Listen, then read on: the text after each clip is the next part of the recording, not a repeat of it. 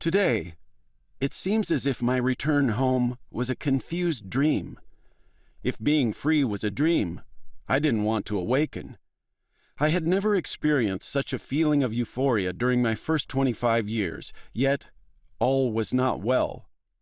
I remember telling a reporter that I felt like a millionaire and that my troubles were all over. Not true. Of course, I had no idea how a millionaire should feel. As a matter of fact, 50 years later, I still don't. Even at the moment of my release, I felt a certain numbness of mind and body, a feeling that still exists. At the time, I had no idea that such a malady had a name. Today, we know it as post-traumatic stress disorder, PTSD, an affliction that we first publicly associated with Vietnam veterans. In my case, PTSD was the result of combat, captivity, release, and rehabilitation, all of which were very traumatic for me. I brought home from combat and the POW experience not only PTSD, but a severe loss of hearing, chronic dysentery, anxiety disorder, irritable bowel syndrome, nutritional deficiencies, traumatic arthritis, helminthiasis, infectious residuals from parasitic worms, frostbite, and peripheral neuropathy, a neurological disorder characterized by burning and tingling of the extremities. The doctors on board the ship coming home recorded that I had nerve damage, chronic dysentery, and a loss of hearing. In 1954, I went to the VA hospital in Miami for these service-related ailments. The doctors there granted me 10% disability for my nerves, 20% for the dysentery, but 0% for my loss of hearing. After a couple of years, they called me back for another examination and asked how I was feeling. Because I was still so glad to be home, and because I didn't want to have anything more to do with the military or even to think about my POW experiences, I foolishly told them I felt okay. So they cut me to 20%. Then in 1962, I was pushed back to 0% disability, where I remained until after my PTSD breakdown in 1978. I did go to an eye, nose, ear, and throat specialist when I got home. He pumped this stuff out of my ear canals, just globs and globs of gook.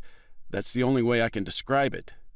The doctor told me every time I could think of it to hold both my nostrils, blow, and put pressure on my ears, and that gradually my hearing should improve. But my hearing only got worse.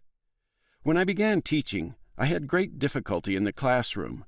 If the kids asked me a question, I answered what I thought they asked, but it often wasn't the right question. They would laugh.